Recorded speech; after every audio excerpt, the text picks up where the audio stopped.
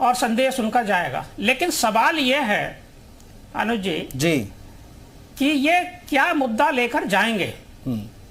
यात्रा करना एक अच्छी बात है, लोकतंत्र की मजबूती के लिए अच्छा एक संकेत है, लेकिन जो 2024 के चुनाव के मद्देनजर ये जा रहे हैं तो आखिर मुद्दा क्या है? क्या केवल जातीय जनगणना लोकसभा 2024 का मुद्दा हो जाएगी पूरे देश के लिए? बड़ी बात आप कह रहे हैं। क्या उनको लगता है अखिलेश जी को कि 2024 के चुनाव में सारा ओबीसी वर्ग और अनुसूचित जाति समाजवादी पार्टी और कांग्रेस के साथ जुड़ जाएगी केवल इस मुद्दे पर? मुकाबला नरेंद्र मोदी से है, हाँ बिल्कुल, एक पॉलिटिकल ब्रांड से है, और आपके पास कोई नेता नरेंद्र मोदी के स्टेचर का अभी आप खड़ा नहीं कर पाए। हाँ देखिए, मुझे ब्रेक पर जाना है। मैंने कोशिश की है, मैं जानता हूं आप सभी लोगों को बोलना है, लेकिन मैंने कोशिश की कि आप सभी लोगों को पूरा मौका दिया जाए। और अभिषेक जी जल्दी से रख लीजिए, 30 सेकंड दे रहा हूं, जल्दी से, ब्रेक पर जाना है मुझे। क्या मुद्दे लेकर जाएंगे, बात यहीं से शुरू करेंगे ब्रेक के बाद, लेकिन आप पहले बोल लीजिए। देखिए सर्वे जी से मैं बहुत सीधी सी बात कहना चाहता हूँ। हम बेरोजगारी के मुद्दे पे जाना चाहते हैं, हम महंगाई के मुद्दे पे, जिसको डायन करके सरकार सत्ता में आए, जनता को मूर्ख बना के सत्ता में आए, ये 15 लाख खातों में भेज के जनता को सत्ता में आए, ये जीजा को जेल भेज के कह के झूठे वादे करके सत्ता में आए। इन्होंने क्या क्या नहीं कहा और किसी के ऊपर कोई आरोप सिद्ध नहीं। इन्होंने ईडी और सीबीआई का किस तरीके से दुरुपयोग किया ये सबको पता है। ये सरकार छल कपट से, मणिपुर की घटना आप देख लें, देश जल रहा है साहब, और माननीय प्रधानमंत्री जी संसद से चुरा के भाग रहे हैं।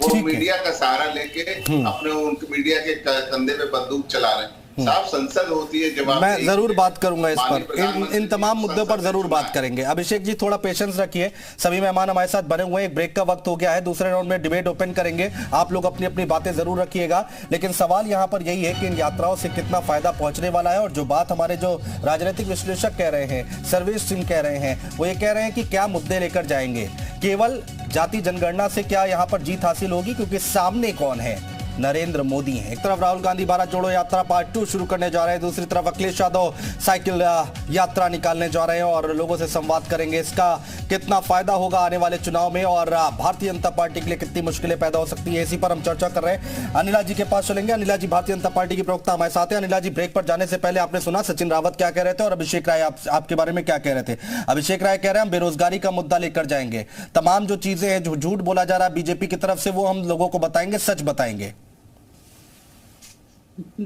उत्तर प्रदेश की जनता अच्छी तरीके से जानती है कि ये लोग कितना सच बोलते हैं, सत्य पे कितनी राजनीति करते हैं, ये जनता अच्छी तरीके से जानती और समझती है।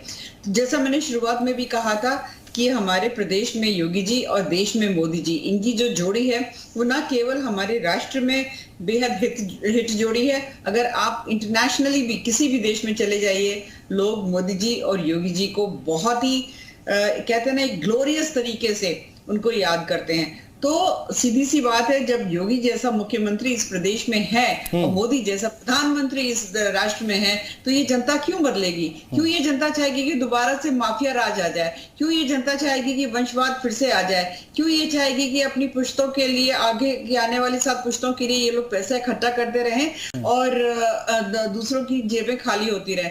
हाँ, डॉक्टर राय ने कहा था कि अनिला जी को शायद पता नहीं होगा कि उत्तर प्रदेश की पर कैपिटा इनकम क्या है। जी मुझे पता है। जो सबसे पहली बात तो ये है कि जब आप लोगों ने ये प्रदेश छोड़ा था तब से लेके अब तक जो है हमारी इकोनॉमी मोर देन डबल हो गई है।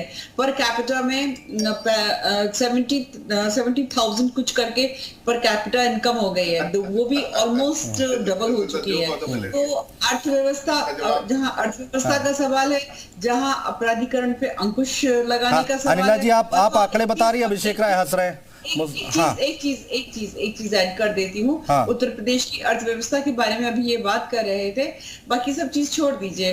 अभी एक पूरी रिपोर्ट आई है कि 135 मिलियन लोग जो हमारे देश में हैं वो पॉवर्टी लाइन से अब ऊपर आ चुके हैं और उत्तर प्रदेश जो है उसमें अव्वल नंबर पे है। जवाब दीजिए अभिषेक राय जी, आपने सवाल उठाया, जवाब दे दिया अनिला जी ने। मैं उनकी बहन को अपनी बात को जवाब देना चाहता हूँ कि मेरी बड़ी बहन है, इनकी बात का जवाब देना चाहता हूँ। मुझे बता दिए टमाटर क्या रेट बिक रहा है, पेट्रोल और डीजल के दाम कहाँ पहुंच गए, सिलेंडर के दाम कहाँ पहुंच गए, जीरा का दाम कहाँ पहुंच गया, तेल का दाम कहाँ पहुंच गया, कितनी चीजें बोलता चला जाऊंगा, एक सांस में बोल सकता हूँ मैं।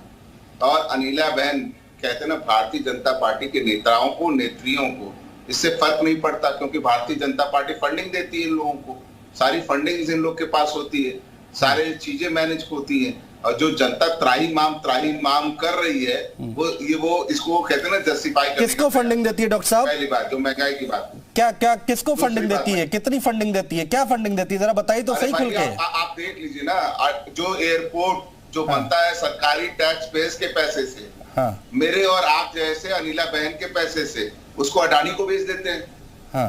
ये किसको फंडिंग मिल रही, ये आप मुझे बता दीजिए। मैं जानना चाहूंगा अनुज भाई कि जो टैक्स पेयर्स के बने हुए हैं, आप मुझे एक चीज बता दीजिए अनुज भाई, बहुत सीधी सी बात पूछ रहा हूँ आपसे कि एक जैसे आप हो, मैं हूं, मैं मिडिल क्लास का हूँ, मैं अपने आप को मिडिल क्लास का मानता हूँ, और अगर मैंने गाड़ी खरीदी, अगर मैंने रोड टैक्स दिया, 10% उत्तर प्रदेश में रोड टैक्स है, मैंने 10% रोड टैक्स दिया, 1% सेस दिया, उसके बाद जो टोल प्लाजा जो मेरे पैसे से बना, उसमें भी मैं टैक्स देता हूं।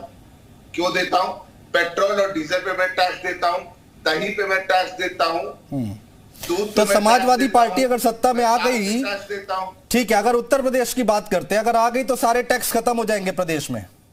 अरे सुन लीजिए, इस तरह के टैक्स नहीं लगाएंगे जो जनता के जनजीवन को प्रभावित कर दें। हम तो अलग से रसोई बनाने वाले थे, जैसे अम्बा रसोई चलती है तब नहीं, 12 से 17 और फिर मुलायम सिंह की सरकार में भी टैक्स दिया हम लोगों ने, कौन सा टैक्स कम कर दिया? पेट्रोल के दाम मुझे तब भी याद है, तब भी मैं डिबेट करता था, तब भी याद है, तब ये कहा जाता था कि भाई केंद्र सरकार जो है वो टैक्स में कमी करे, और केंद्र, भाई बॉल इधर उधर फेंकी जा रही थी राज्य और केंद्र में, मुझे याद है।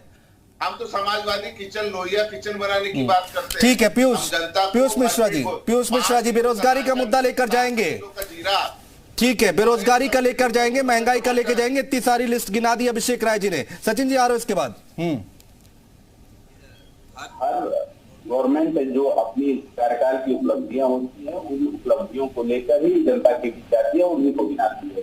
जैसे कि सपा के हमारे भाई बोल रहे थे कि ये बेरोजगारी, ये महंगाई से हर सरकार में ये होती है, उनको कैसे उनसे अंकुश पाया जाए, अंकुश लगाया जाए, कैसे उनसे लगाम लगाया जाए, या भी देखभाल। हमारे राष्ट्रीय अध्यक्ष जी ने जब मुलाकात हुई तो इन सब बातों को लेकर भी चर्चा हुई, चाहे वो नड्डा जी हुए, चाहे अमित शाह जी, इन सब बातों को लेकर भी बात चली हम लोगों की, और राजभर जाति को एसटी में दर्जा दिलाने की भी बात, इन सब बातों को लेकर हमारी राष्ट्रीय अध्यक्ष माननीय प्रकाश राजभर जी बात कर रहे हैं। ऐसा मैं नहीं कह रहा हूँ कि हर चीज सही है, कुछ चीजों में दिक्कत है जो उसको दूर किया जाएगा, उसको उस पर अंकुश लगाया जाएगा। अब समाजवादी पार्टी ये कहे कि इस समय आपने बता ही दिया कि जब उत्तर प्रदेश में की सरकार थी और केंद्र में कांग्रेस की सरकार थी तो ये लोग क्या करते थे, आज वही दोनों ये छद्म रूपी कह लीजिए वही दो लड़कों का साथ जिन्हें पसंद है, ये फिर रूप बदल क्या है, नाम बदल क्या है, इंडिया, तो ये केवल छलावा और दिखावा ही करेंगे। आप कह रहे हैं कुछ दिक्कतें हैं, आप कह रहे हैं कुछ दिक्कतें उसको दूर किया जाएगा। आपने दिक्कतें गिनाई थी एसी कमरे वाली, आपको ही दूर कर दिया समाजवादी पार्टी ने। अब वो समाजवादी पार्टी की मैं ये नहीं कह रहा हूँ कि भाजपा में भी सारी कुछ दिक्कतें मैंने बताया, कहीं कुछ दिक्कत उसको दूर किया जाएगा। ठीक है, क्या भारतीय जनता पार्टी बड़ी बात सुनती है, समाजवादी पार्टी वालों को मिट्टी लग जाती है, ये कहते हैं बड़ी देर में समझ में आया पीयूष जी आपको कि भारतीय जनता पार्टी आपकी आवाज सुनती है, आपकी बात समझती है। काफी देर कर दिया आपने आते आते। जब साथ में रहेंगे तभी तो पता लगेगा कि कौन क्या है। हाँ ठीक है, सचिन जी आ रहा हूँ, डॉक्टर साहब आ रहा हूँ, काफी मौका दिया आपको, बाकी लोग को भी बोलने दीजिए। सचिन रावत जी, हमने देखा है 2017 के चुनाव में किस तरह से साथ में आए थे आप लोग, ये दो लड़कों का साथ प्रदेश को पसंद है, लोगों को पसंद है, ये स्लोगन भी दिया था।